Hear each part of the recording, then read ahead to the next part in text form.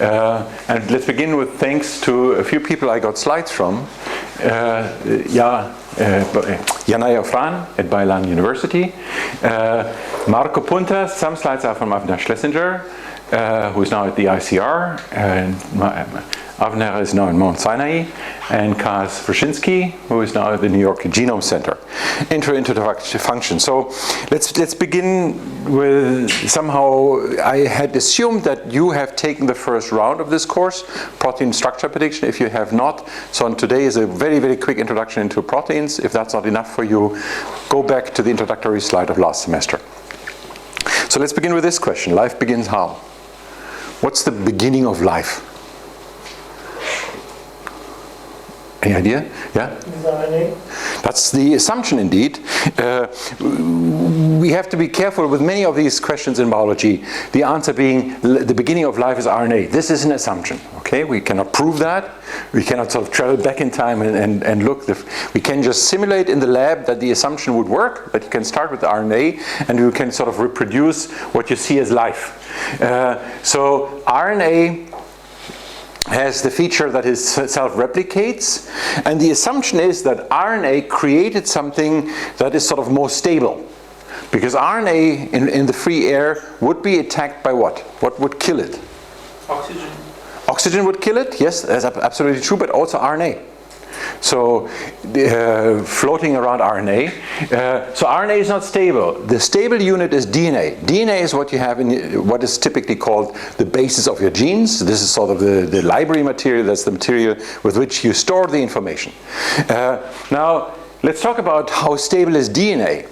So you all know forensic sciences or something like that, right? So I put my fingers on nobody in the room is sort of, okay, let me put my fingers on my phone. I have to actually switch this phone off anyway. And then you know that my phone has my DNA on it, right? Now I give that phone to you. And you somehow forget it and you carry it home. Now, if you carry this one home and then you sort of commit some crime, you steal the phone of a professor or something, some crime like that, will my DNA be visible on whatever you do on the next phone you steal? So I say DNA lives long. Does it live that long? So whatever the time frame is, say you can do all of that in 10 minutes or something like that. But you would actually move somewhere else. So I give you something that has my DNA on it. You touch it. And by that there's a transfer of DNA. But you also have your hands and you touch other things. You take the subway and 10 minutes later, I don't know, in Fred Manning, you do something. Will my DNA be on it? And typically in my lecture I try to sort of ask questions for which you cannot know the answer. And in this particular case, I actually also don't know the answer. So this is unknown. So currently one of the big sort of question marks in forensic science is, to what extent does DNA in fact live so long that I could commit a crime tomorrow? And that would still sort of have the fingerprint of somebody else. It is a suspicion that people currently have, but they are not good models. So there are examples where that actually happens. But it's unclear at the moment how regular that event is. Anyway, DNA is sort of stable, RNA is not. Now, the trouble, in some sense, with the RNA universe is it can do all of that. It can sort of self-replicate. It can have something that is more stable, and out of which you can again make RNA. So you have sort of the base for life. But there are some issues that the RNA world alone has. And if you simulate that in a soup, then this is what you run into. There are some enzymatic functions, some activity in all of this process that RNA cannot completely do alone. It needs a helper. And that helper appears to be, or we assume now, they enslave another material which we call proteins. In those days, essentially those were peptides, meaning not proteins are sort of, they put amino acids together, and typically these proteins have 30 amino acids or a bit longer, while these peptides are 5. They're much shorter, but they already have some enzymatic activity. And the idea how life evolved really is RNA enslaves protein to have a cycle of life. And in some sense you can argue, now if that were the case, if RNA enslaved proteins, and if what we see as today's proteins is a result of this enslavement here, then what would you expect? well, in some sense, it is sort of suggested here. You would expect that the type of proteins we see are the ones that are good for RNA to do whatever it wants to do. And that what we have today has evolved the way it has evolved, the machinery of life, proteins, has evolved simply because it did originally the job very well for serving RNA. And that is in fact that's work from André Lupas here at the Max Planck Institute in Tübingen. Essentially he puts most of his life work into proving this point.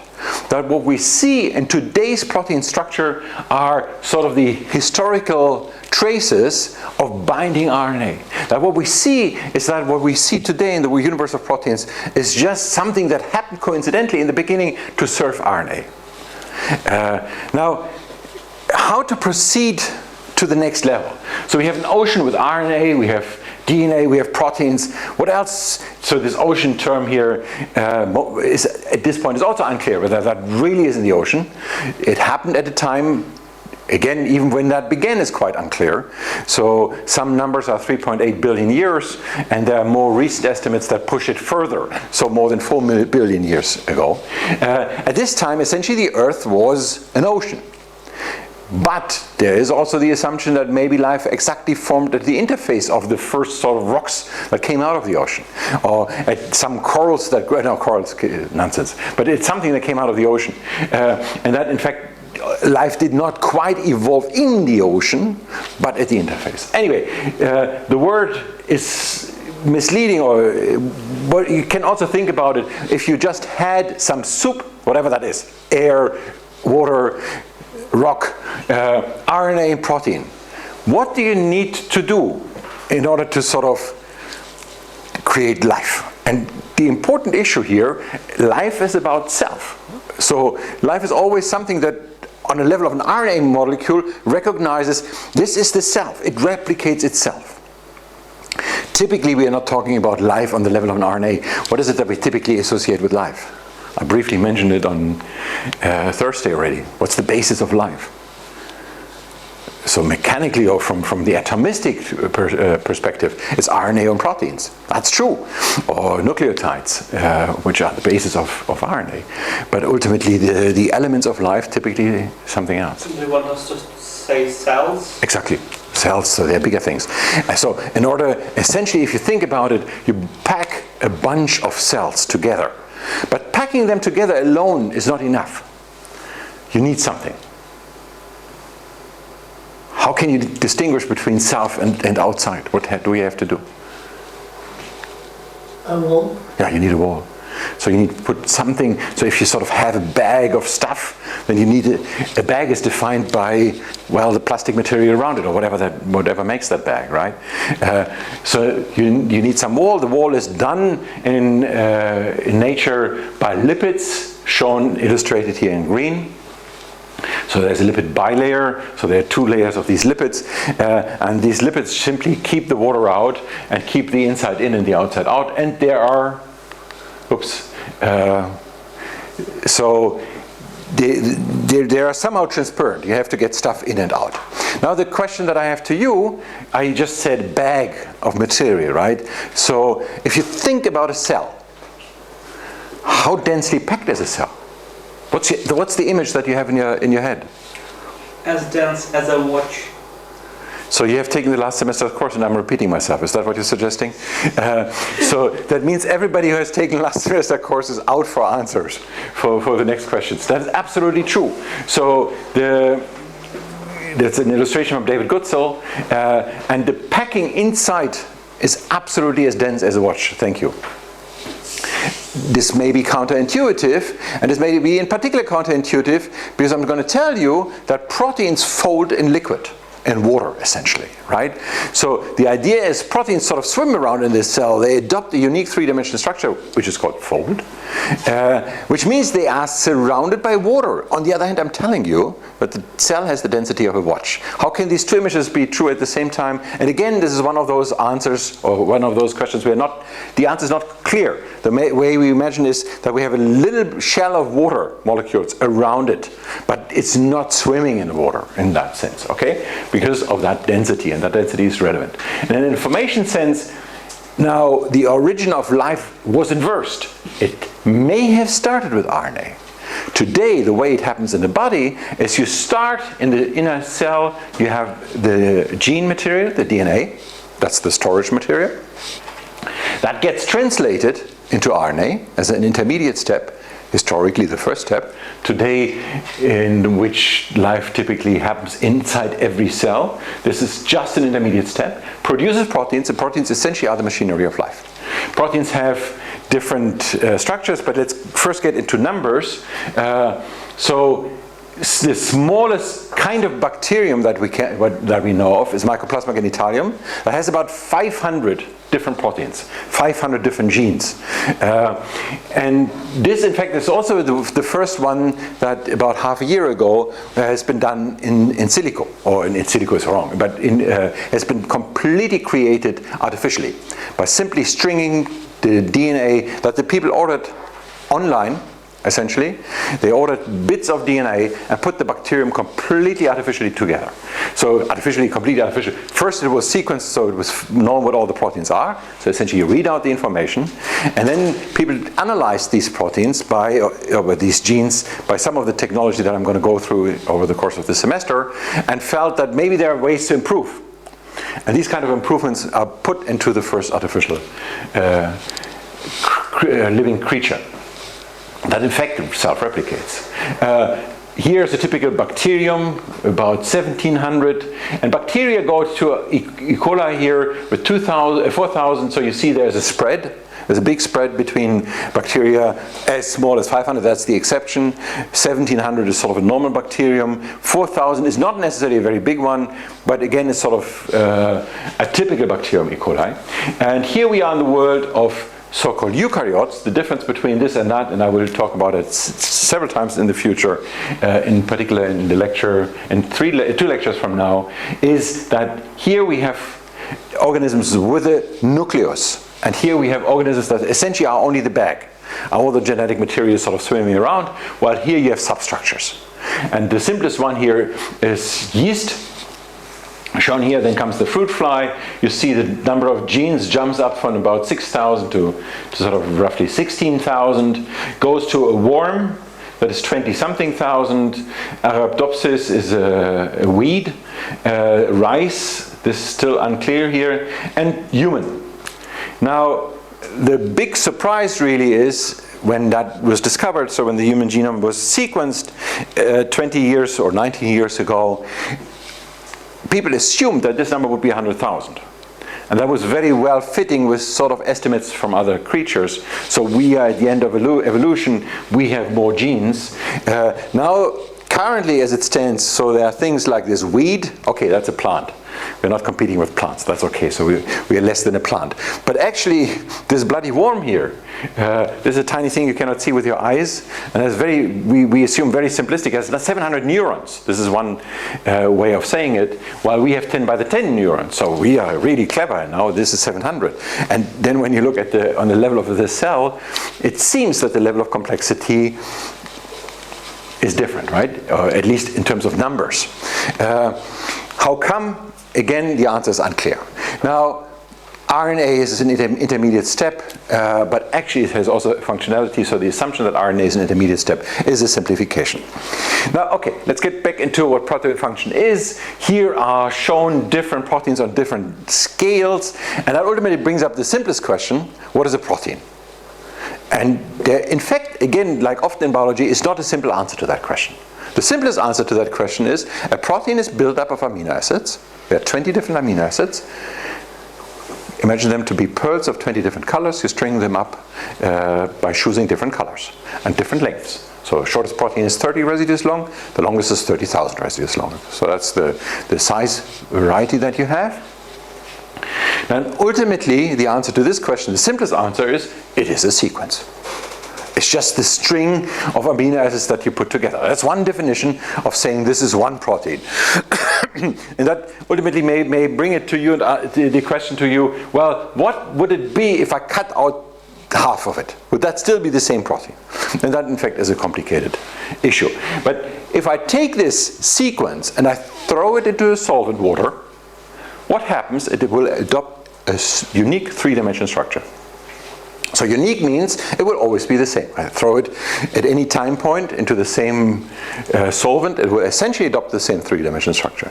If not, something goes wrong. And some sequences, in fact, do not unfold in the right way. They do not adopt the unique three-dimensional structure, and typically we would argue they are not regular proteins as we know them. So they are when things go wrong. That typically is aggregation. Those are Alzheimer's disease and the like. When something goes wrong and they aggregate and they don't do what they are supposed to do. But typically they aggregate, and the information for that, and that was solved by Anne, or was shown by Anne Finsen, is completely contained in the sequence. Now, the way it adopts the three-dimensional structure, the shape it has, is relevant for its function. So that means, in turn, that sequence also contains the information about function. Structure, we know, comes on the variety of levels. So here you see green and red elements. The red ones here are so-called helices, and that is referred to as secondary structure. The green ones are beta strands, like arrows. And those are the sort of major, larger elements that you see in protein structures that allow you to sort of recognize themes, motifs, or whatever you call that. It's called secondary structure.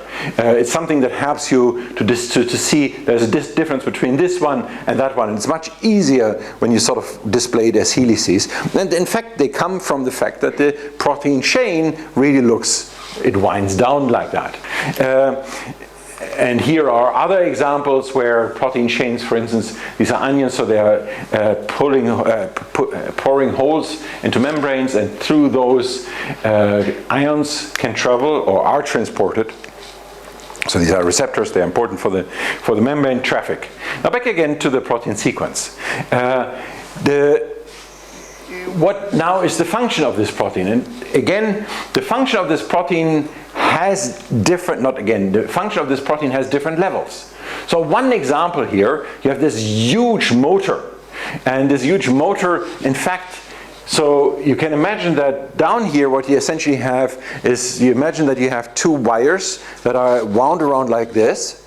And here you have a big handle. Now if you turn this big handle, what will happen is that this wire will essentially drill a hole. And this is exactly what this thing does, the ATPase. It drills a hole into the membrane. And you have essentially this sort of simple machinery principle where you have something big that you turn, and it's much easier to turn something big that will have a strong effect on this small thing. Right? Very, very simple, and there you see it. This rotation, this entire mechanism, so what is its function? To drill a hole? Is its function to rotate? Is its function to do this at the right moment? And all of that is its function. Its function is also that this rotation is driven by an energy molecule, ADP. Okay, so it has to bind ADP. That's also part of its function. And we will get to this theme of function again and again. It only functions if it assembles in a particular way. Assembles means it puts the units out of which it's built together in the right way. And that is also part of its function. This is not only essentially one protein that makes it, they are helpless. So binding other proteins is part of the function.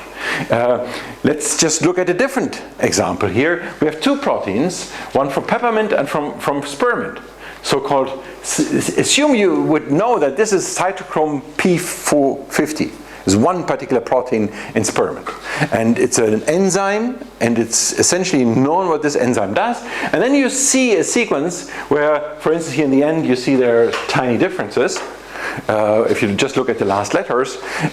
Overall, if you compare these sequences, if you sort of strung them out and you what is called align them, so you find the optimal superposition, could be minimal edit distance or something like that, then you would see that they are, by some criterion, similar in terms of sequence.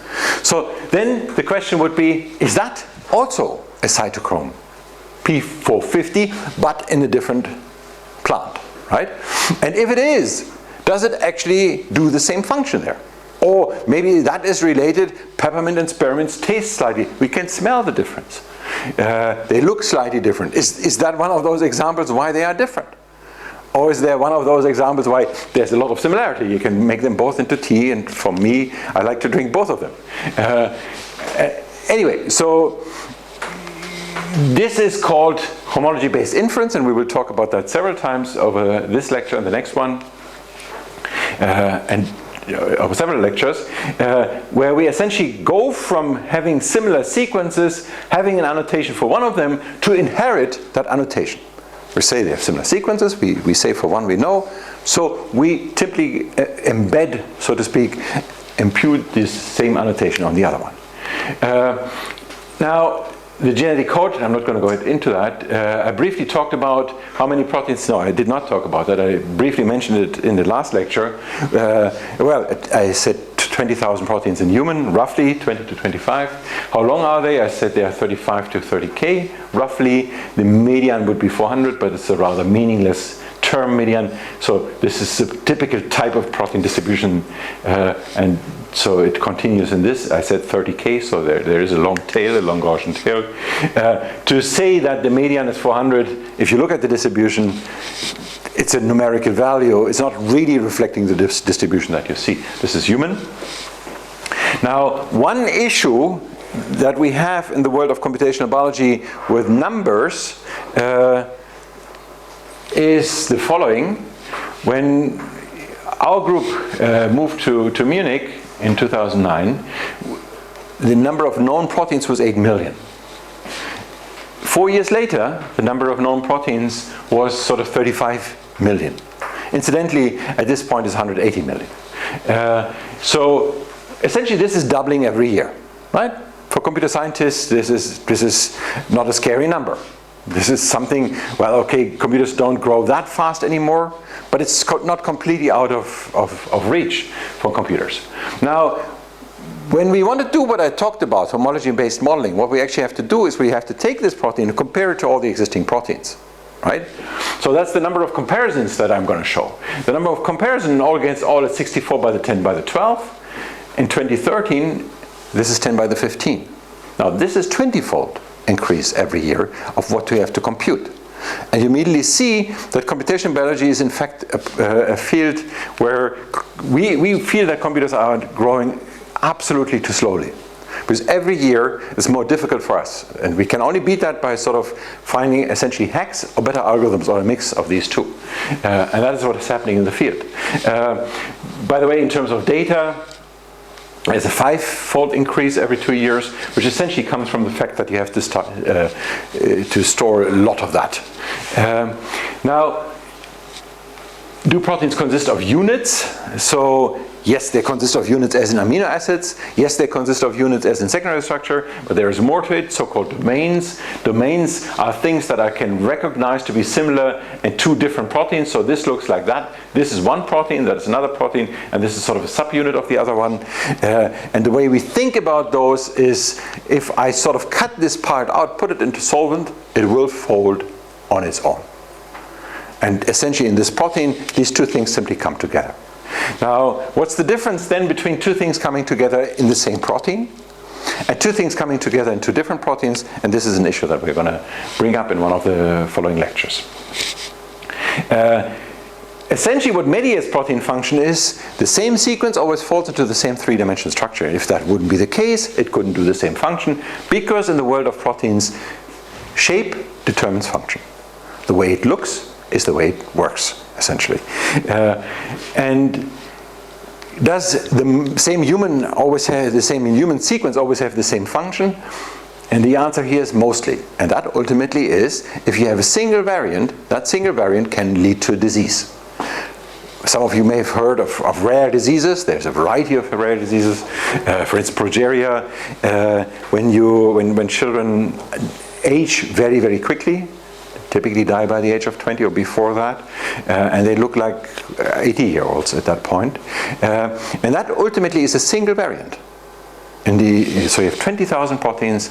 Protein median, I said, is about 400 amino acids long, and one of those, 20,000 times 400, is different. And that is enough to cause this disease. Not every variant is doing something like that.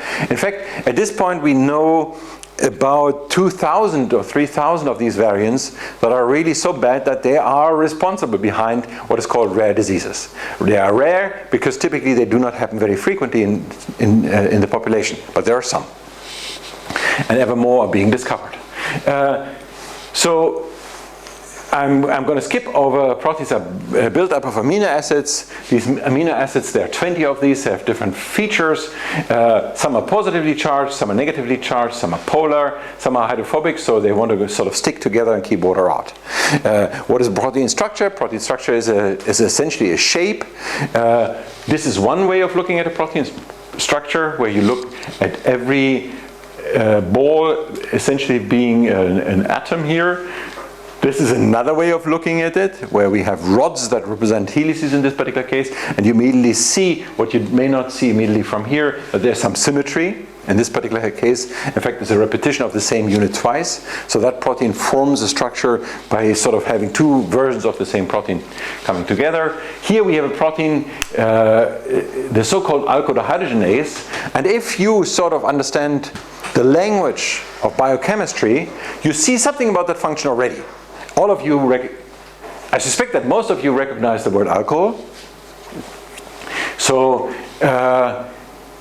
dehydrogenase, okay, D is sort of taken away, hydro is water, you all know that. So something, this enzyme here is what it is, it's taking something away, it's sort of eating up alcohol.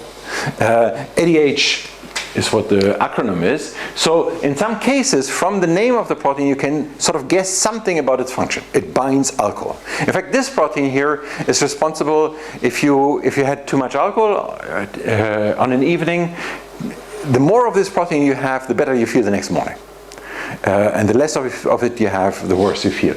Essentially, it sort of grinds up alcohol. In order to work, it needs to come, again, like the example that I showed you before, it has to come together as two units of the same thing, which is called homodimer. A dimer, two of it together, homo, the same, they're two of the same. And then together they can sort of act on, in this binding site, on this molecule alcohol. And that gets us again to this issue, what is protein function? So one part of the function, it binds alcohol. One part of the function has to come together, has to bind itself. And one part of the function, or one way of describing this protein, has a certain sequence. And part of the function is it acts in a particular pathway in which the digestion of alcohol is one of many steps. So while it's important to have this protein alone wouldn't digest alcohol. There are other proteins that you need in order to do this. So being part of this entire chain is also important. This all can be described in a paragraph like this, or in a short description such as this one. And these you see already, so there are terms here, numbers. In fact, these are numbers that describe some aspects of function, so somebody categorizes a functional class. And a lot of complicated words, but all of this sort of describes what the function is, and you cannot really put a number on all of that. The attempt is to put several numbers on all of that, and sort of classify proteins according to a bunch of numbers. And so one way of thinking about that is when we classify enzymes. So enzymes are one particular subset of proteins. They catalyze reaction. Catalyze means essentially they make reactions happen. Without the enzyme, the reaction wouldn't happen. So essentially, or would happen, but it would happen on a very different time scale. Very different time scale again means that so with an enzyme some reactions happen that otherwise by chance would take some time, some substantial fraction of the age of the universe to happen. But with the presence of the enzyme, they actually happen immediately.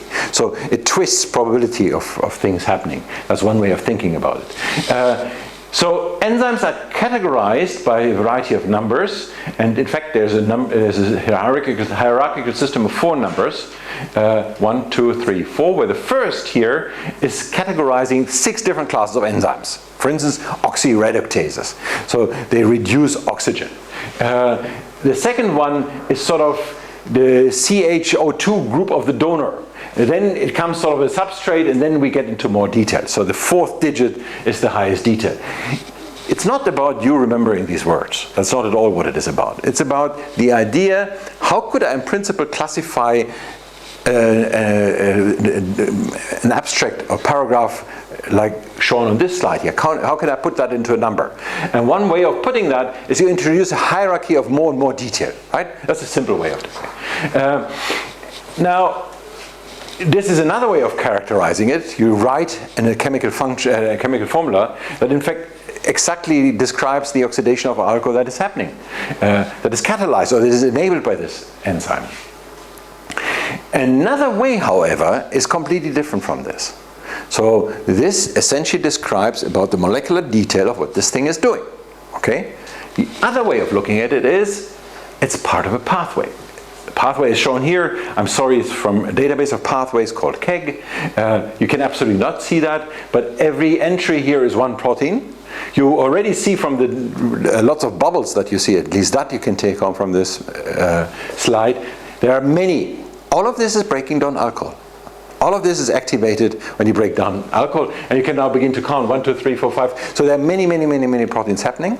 So one aspect of ADH is to be part of that pathway. It's not to really bind alcohol. Yeah, well, that is one aspect of its function, the molecular function if you want. But one aspect really is to be part of a process. Okay? And in the gene ontology, GO for short, tries to sort of break this down into different categories. So there's a category of molecular function. There's a numbering for molecular function.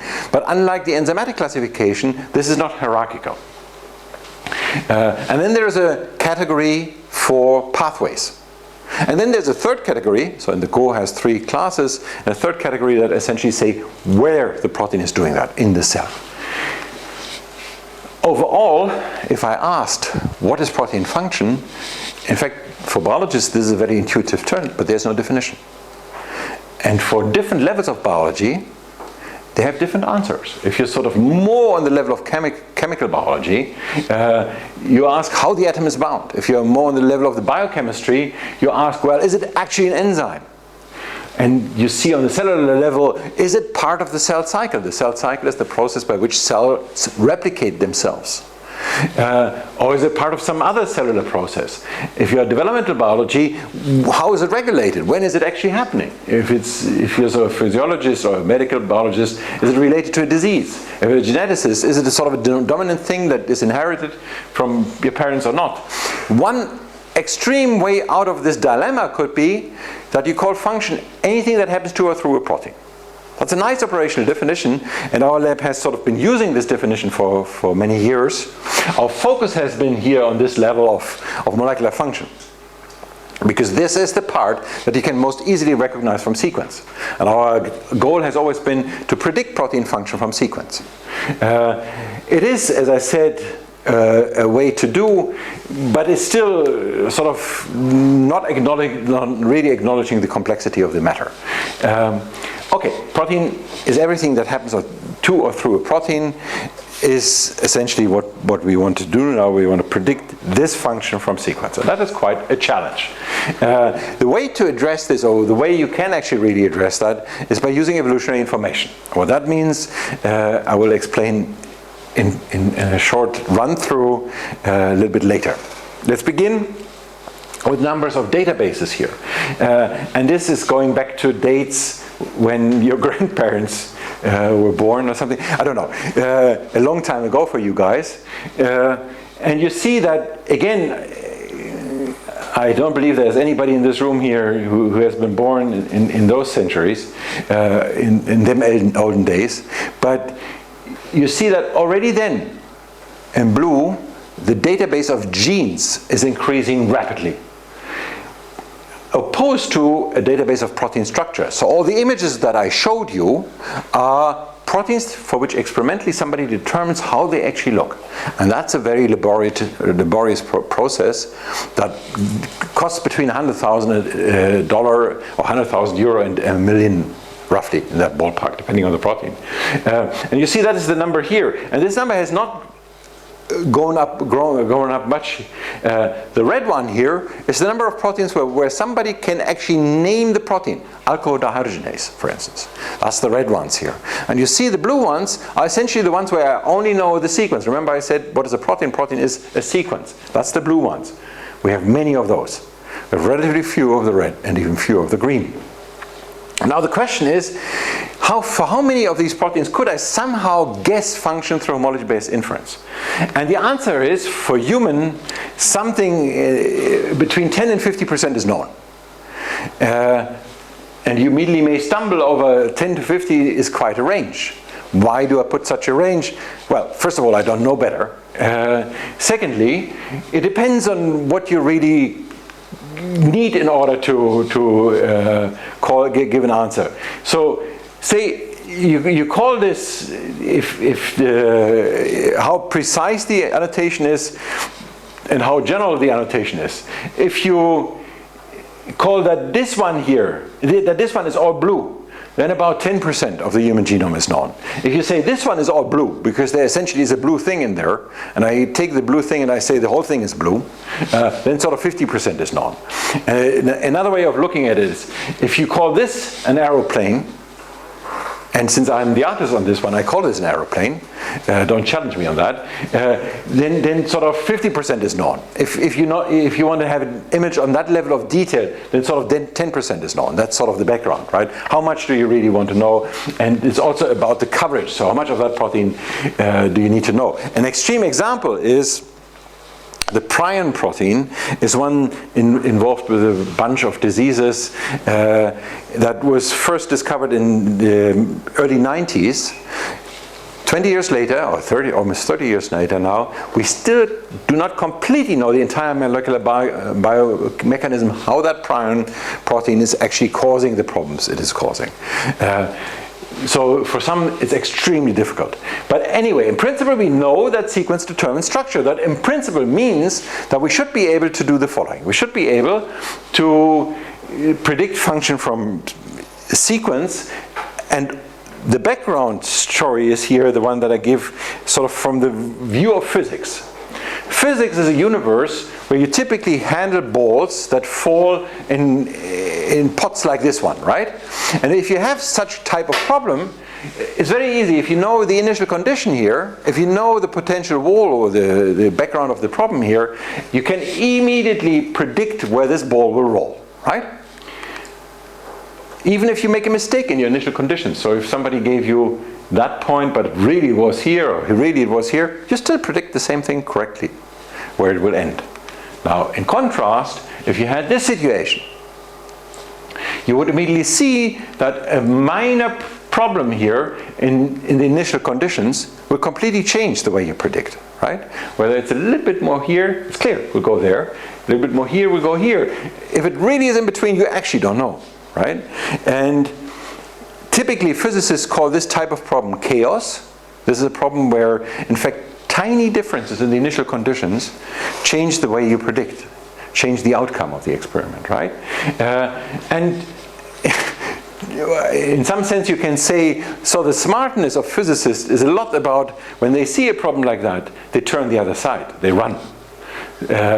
Now, biology, unfortunately, is of this type, because if you change one residue, I said some of these single residue mutations, sorry, I confused for those who have not heard about proteins before.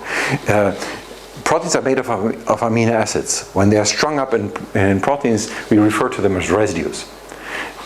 That's just a jump in the words. Essentially, residue amino acid is the same. Anyway, so changing one amino acid in a protein, one residue in a protein, can completely knock out the way this protein functions, or the structure of that function, right? It clearly can change binding. You just imagine that a particular, say I said some residues are positively charged. Imagine there is a positively charged residue that attracts a substrate, something that binds the protein that is negative. And now you change exactly that positive charge. You may immediately see that the binding will be influenced by that, right? But even more, whether DNA, which happens to be a charged molecule, is close to the protein or not, will affect the way it binds. Because it will sort of affect the environment that you see, right?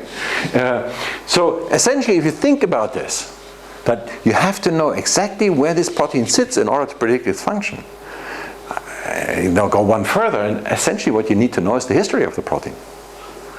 So two proteins with the same sequence act differently in different environments. How can you predict that? And that clearly is a type of problem of the butterfly effect. That's a type of problem like chaos, like climate models. So a type of problem that is really, really complicated. Luckily, in biology we have help, so to speak. And the help is, evolution is history. What this graph shows, and last semester I spent some time on the background of this graph, but I just want to deliver the idea here. I showed a number of residues aligned. So you compare two protein sequences, and you find the way in which they have the highest number of matches between them, so the highest similarity between them. That's the way you align them, you superpose them. And then you ask, so how many are identical? And that's what I'm seeing on this, how many are aligned here? That's what I'm seeing on this axis. And on that axis I'm asking what percentage is identical, meaning the same residue, the same letter, okay? So 100, 0, and we have a line that distinguishes between, if proteins naturally evolved, everything in the blue region, are pairs of proteins that essentially look the same in 3D. Below the line, we don't know. There's a lot of things underneath below the line that have a similar 3D structure, but we cannot tell. But if we compare sequences alone, without knowing anything about the protein, if it's in this blue region, we can say they have a similar structure, if they evolved naturally. Let's put a point here.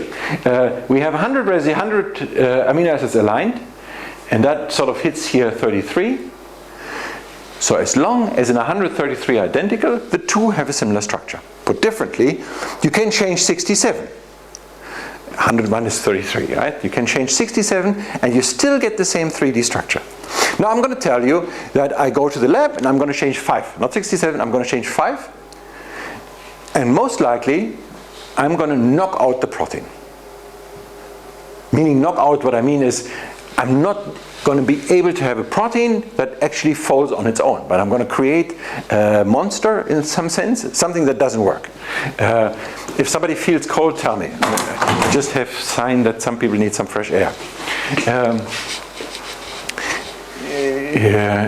So, for those of you who have not been in the last lecture, how come I say that I change 5 and I change the protein in a way it does not fold, and at the same time I say in nature 67 can be changed? How can these two things be true at the same time? But I could lie, and in my lectures I often lie just to provoke reactions in you. In this particular case I don't. How could that be true?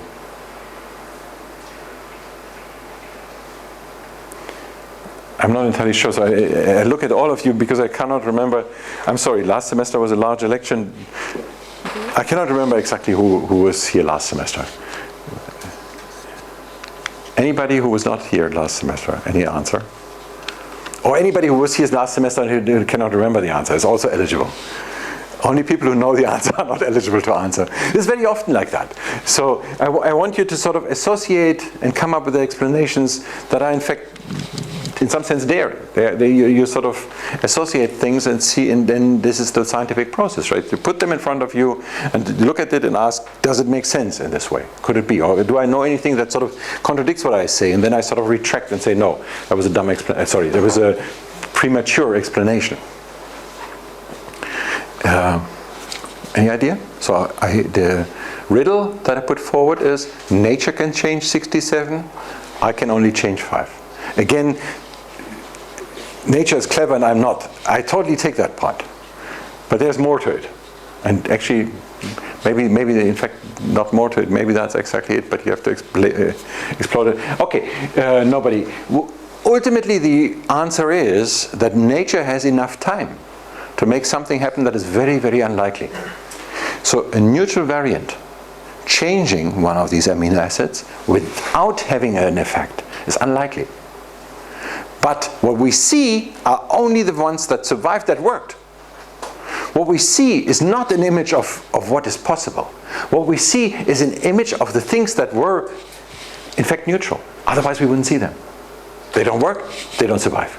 As simple as that. We have a selection system. That's the Darwinian idea of fitness survival. So they are fit enough to survive, okay? That's why we have a selection of 67. And it is further. It's not any 67. It's a particular set of 67 in a particular protein that I can change.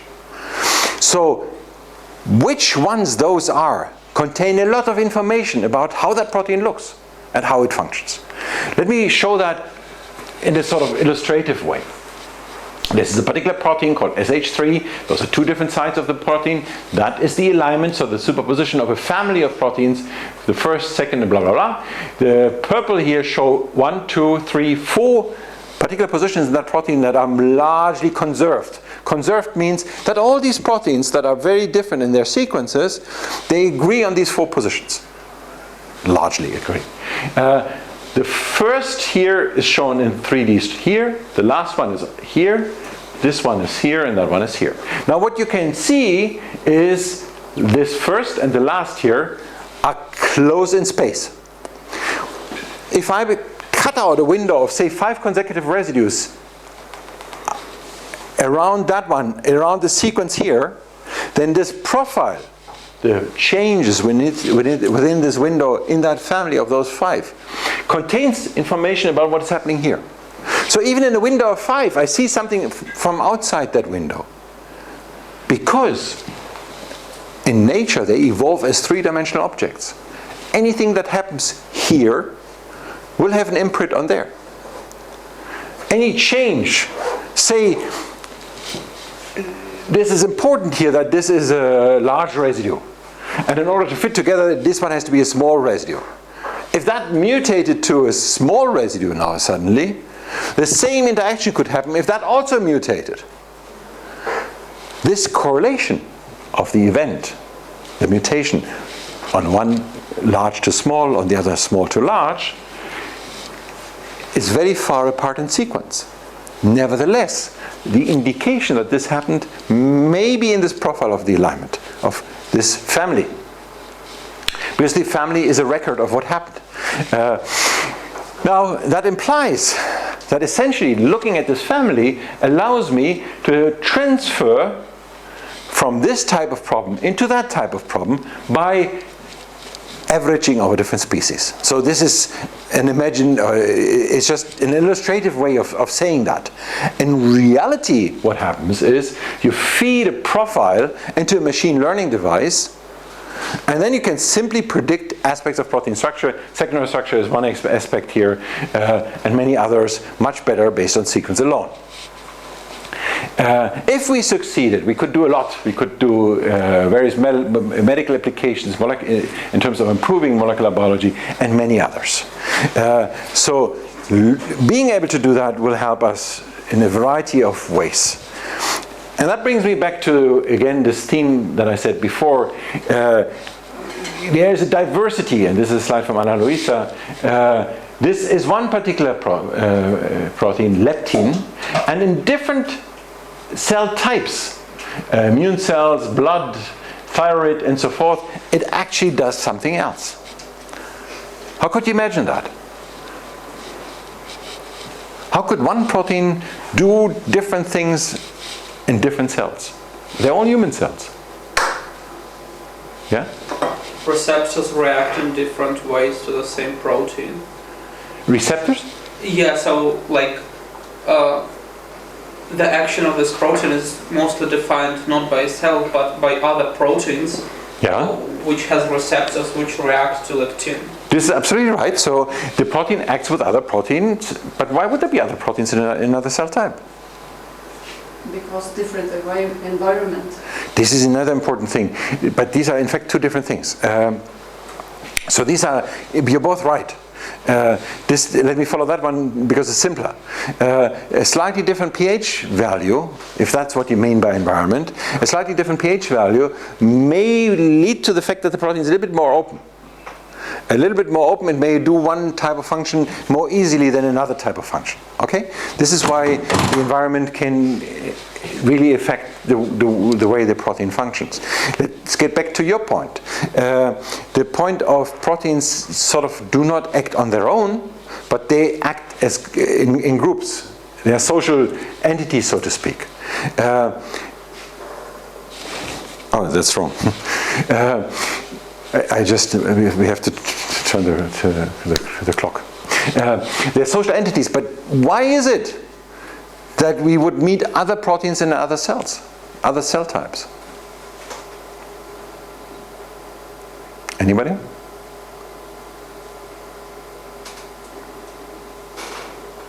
Because other cell types have other functions, and so you Yes. have proteins inside there to do some.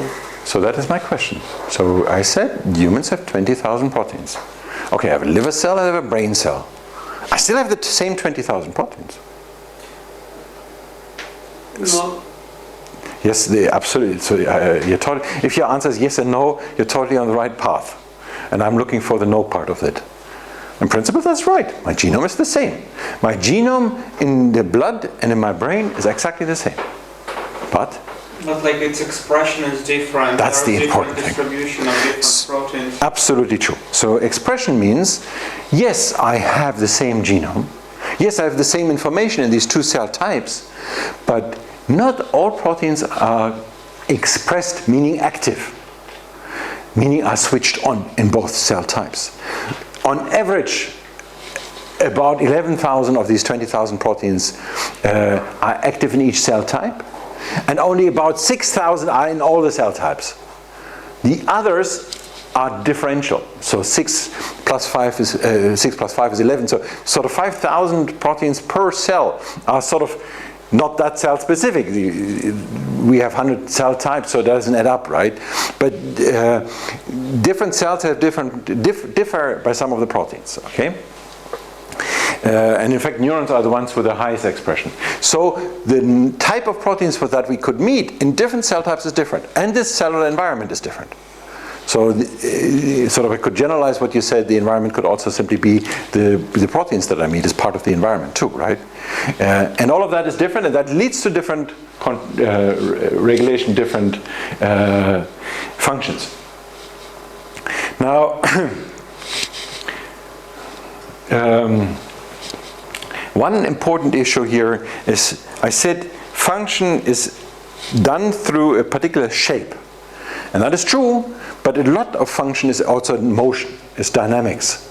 So the shape sometimes is really the way to do movement, to have motion, to have dynamics. And the level of motion is on different time scales. So ligand binding is, as you see here, on the time scale 10 minus sort of 7 or 8 to about ballpark of second here. Catalysis is a little bit faster, folding is also a little bit faster. Here we are on the level of side chain rotation. So I said that different amino acids have different side chains, and these side chains rotate. And that is something that happens on a that wiggling around is much, much faster than the way that binding a substrate is happening. And I'm going to show you. Yes, I'm going to show you one particular motion here, picked from YouTube, which is a particular protein of about 300 amino acids, so sort of average.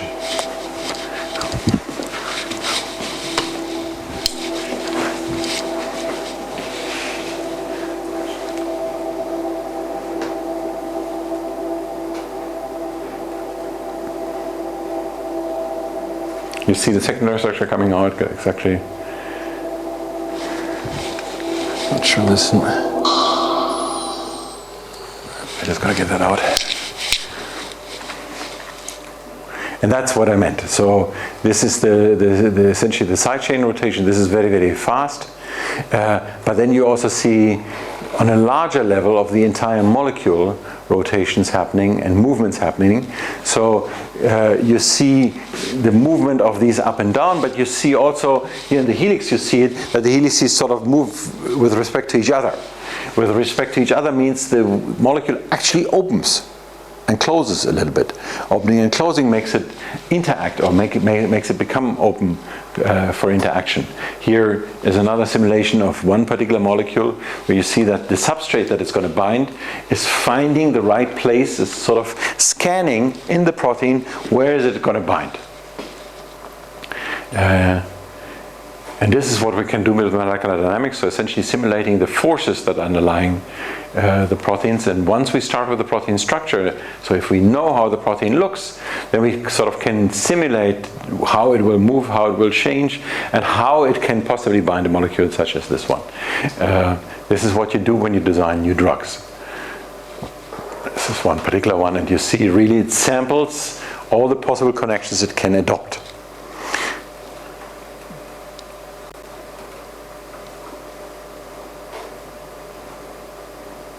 Until the moment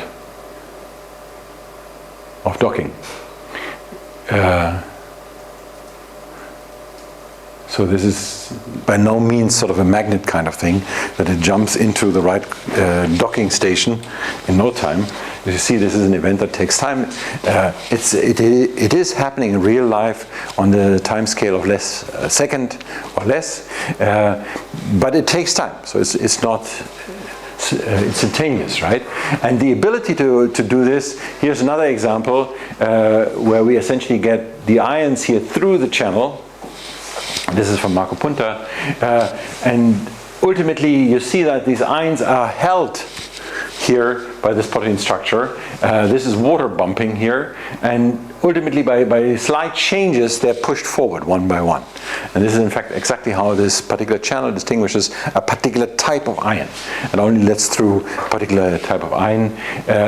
I'm not going to play this simulation of David Shaw. There's a lot of movies from David Shaw. They are fantastic because David builds purpose machines that essentially do molecular dynamics on a large scale. Special purpose machines that optimize everything about the architecture of the machine, about the algorithm, and essentially does these things, these simulations to do drug design, and is further than anybody else in the world on that. Now there's one other issue that I still want to mention. There are, I said, protein sequence determines protein structure. Proteins fall into a unique three-dimensional structure, so it's always the same three-dimensional structure. But there are some proteins, in red here, that sort of begin as something that is not a unique three-dimensional structure. What it means is, if I sort of looked at that at two different time points, I would see two different things. Okay? So they are completely violating what I said so far. And then upon binding to a substrate, in this particular case another protein, it would adopt a three-dimensional structure, here winding into a helix. And these are typically referred to as disordered regions or disordered proteins, and we know that in eukaryotes there are many more of those than in prokaryotes. Protein function is not intuitive. It's intuitive but not well defined. And again, I talked about metrics. I mentioned, no, I did not mention, but I essentially used that idea. You can, as a metrics, you can mention the similarity of sequences. Percentage sequence identity, that's what I talked about. So I showed you on that axis how many of these amino acids are identical letters. That's one metric for sequence similarity. You can measure the similarity of structure, very simple. You compare these three-dimensional objects and you look at how distant each atom is from the one and the other one that are compared to, or root mean square deviation or something like that. So for function this is more complicated because, and these are values here, because we need to go into a hierarchy. So I already mentioned this issue of EC numbers for classifying enzymes. I said on this first level there are 6 categories here. The oxyreductase is what I showed you, the ADH. And we get into further level of detail. But now if you compare two enzymes with one another, you have to sort of compile a number out of this hierarchy. And that is not that simple. Not that simple is, well, the simple reality is very simple to find an answer to the question, how can you measure it? But you can find 10 different ways of measuring it, and they differ in the way what they say about a particular prediction. So you try to predict enzymatic activity, and you try to compare two methods, and you want to say one is better than the other. Okay, you do 2 different machine learning models, and you want to say which one is best, right? For that you need a metric of saying, well, this one is better than the other one. And if your hierarchy of enzymes produce different answers depending on how you go through the tree. If you say, well, I multiply, for instance, one way of saying that is, first I compare on the first level, and then I add 1/10 second level and 1/10 third level and so forth. That gives you one number. But there are many other numbers. You could just ask, how similar would it be, how likely would you get to the same tree by random? And how much do you gain in your method over random? But that depends on the tree, and that depends on the depth of the tree. So some methods, for instance, may only predict the first number. Some methods may predict the third number. How do you compare them to each other? And you need sort of to define a metric. And even in a simple situation like a tree, is not simple in the sense that there is a unique answer. There are different answers. And they are all equally correct in some sense, and that makes it complicated. Now, what makes it even worse, I already mentioned that, for Go, the gene ontology, there are three classes. There's the biological process, I said pathway. So what is the entire thing doing, or this entire operation? I showed you this large example where alcohol was digested by 150 proteins or something like that, processes. Then there's molecular function, so it binds alcohol. That's one particular position. That's the images I show, the movies I showed you, where a substrate is going into the protein, and then that's the molecular function, how that protein binds that substrate. And then there's the place where it does it, the localization. And again, so if you want to sort of compute the similarity of function, how do you do that across three different hierarchies? There already is a problem if I had only one, but three different is even more complicated. And ultimately what people do is they take them apart and compute different values. Those are the three hierarchies I talked about. We talked about that too. So I'm running through the talk at the moment because I'm feeling that some people here in the room have heard too much of it. And for other people this is too new. I apologize for the people for who that is too new. You are not strong enough in showing me your interest in the ones who have heard that are too good at showing their feeling that this is a repetition. So this makes me a little bit faster. Is structure conserved in sequence? Meaning, two different protein sequences, do they adopt the same three-dimensional structure? We have already shown that. That was the blue region in this graph that I showed you, where you had length, number of residues aligned versus percentage sequence identity. If enough sequence identity is blue, meaning the proteins are similar. So in that sense, structure is conserved. You can change sequence. Similar sequence essentially lead to similar structures. And that's exactly what I showed you before. This is just the detailed view of that where I showed the original data, but this essentially is the curve that I showed you before. And that allows you to sort of model or predict structure through homology-based inference for many proteins. And that's what's shown here. But then there's asymmetry and there are exceptions. A similar sequence is not always going to a similar function. And a similar function is not always a similar sequence. Meaning, you can actually do the same thing with two different proteins. And you can have the same protein have different functions. And here's an example for the same protein with different functions. And that ultimately is exactly the point that you talked about. So we have one protein that acts slightly differently and two different cell types simply because the environment is different. Proteins such as this one are typically referred to as moonlighting proteins. So proteins that have different functions. So the term comes essentially from New York, where many people have jobs to do during the day and another second job at night, both 8-hour jobs, simply because rent is expensive, as simple as that. And that's where the term moonlighting obviously comes from. They do it at night. And these proteins do that too, and the number of these proteins is ever more increasing. We have cases where, in fact, the similar structure does not lead to a similar function. And that, again, how could you imagine that? How come that I have a same three-dimensional structure and it still doesn't do the same function?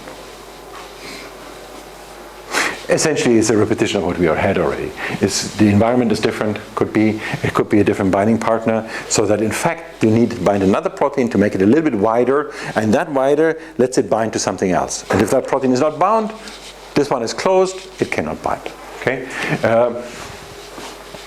So you have examples where you have similar function on different structures. I already said that. Here is an extreme example for that.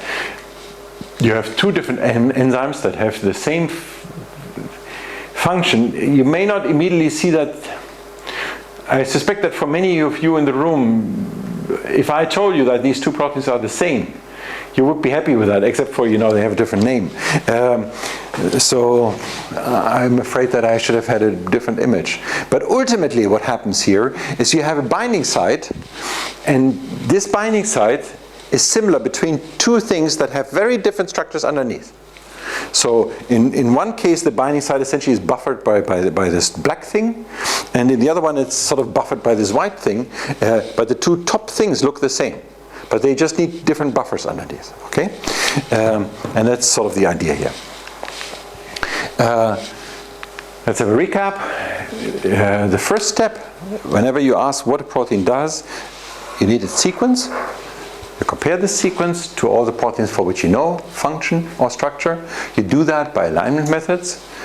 PSI-BLAST is a word for that. Essentially, you compare these sequences to find out whether these two things both are enzymes. These two things are P53, particular P45, particular enzymes. Function is known for about 3,000 to 12,000 proteins in human, unknown for the opposite, so leading to 10 to 50% of the human proteins are known. 50%, again, there's something known about the function. 10%, there's much more known. But most of the human proteins, we still, somehow, there's a lot to be learned about those. Okay, I briefly sort of alluded to this. Now, let's put the number to 50%, okay? We have 20,000 proteins, 10,000 unknown. Say I took one of these 10,000.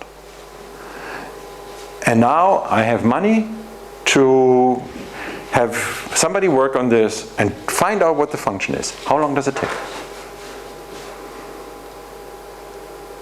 How long does it take? How many people does it take? Any idea? A few PhD theses.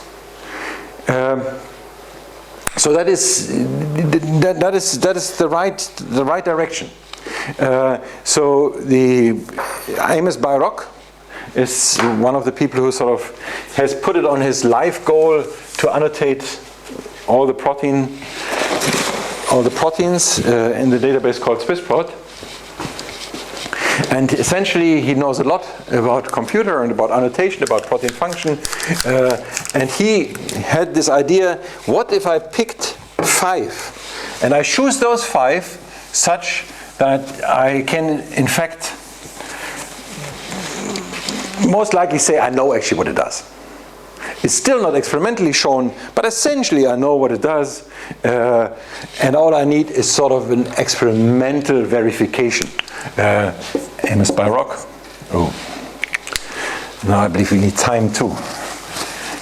This will not take as long as a PhD student, but it will take some time. I cannot write at the moment. I have to wait. Amos Bayrock is the name. And so what happened is that with 5 PhD students, he got to 3 publications in 5 years. But that's only for 2 proteins. So basically a couple of PhD students, a couple of years. And it gives you also some idea about no, it doesn't give you an idea. So in molecular biology labs, typically most of the money is spent not on the salary. So in our labs, we have a complete dry lab here in computer science. For us, most of the money is clearly spent on salaries. Computers, so there is some issue, and there's an increasing issue, but still, so in the wet labs, this is sort of a one-to-one. Gives you some idea. There's also some money going into it. So this is somehow explaining why there are so many proteins for which we still don't know, because it's not easy. And he has, in this particular case, Amos Bayrock, I will put the name at some point when it sticks, at least the last name. Bayrock, Amos. And so this is the best of this kind of example, because there was a lot of propping the experiment in a way in which would give a positive outcome, and it still didn't. I mean, depends on how you say, right? So they have a few proteins that they have through that effort, but nobody had any idea really before. And now there's experimental information that is a clear sign of success. But it gives you some idea how long it will take for these 10,000 roughly, or whatever that is. So we're far away from a complete understanding. We are trying to approach this complete understanding by high throughput biology. So by having a lot of experiments that tell us something in a probabilistic sense, so imply proteins interacting with other proteins, we don't quite know whether it really is doing that mechanically, but there's some probability. And there's more and more of that, because that we can easily do for thousands. But then the interpretation of the data becomes more complicated. This essentially is computer biology, where you do not really have an experiment and you ask the cell to do something, and when you have the readout, you know it did that, but you have probabilities. And that is more and more what this becomes. I told you that sequence determines structure and essentially function, and therefore essentially the idea is really to predict function from sequence. And we want to predict function from sequence, and most of the lecture here will be around where is it binding the alcohol. So what's the binding site? This is also what the exercise is about. So how does the protein bind from sequence? We predict what small molecule it binds and where it binds. That's the exercise. And what can we do in terms of predicting where it happens? Localization. This is the next topic. What it interacts with, where its binding sites may be. This is what the focus of this lecture will be.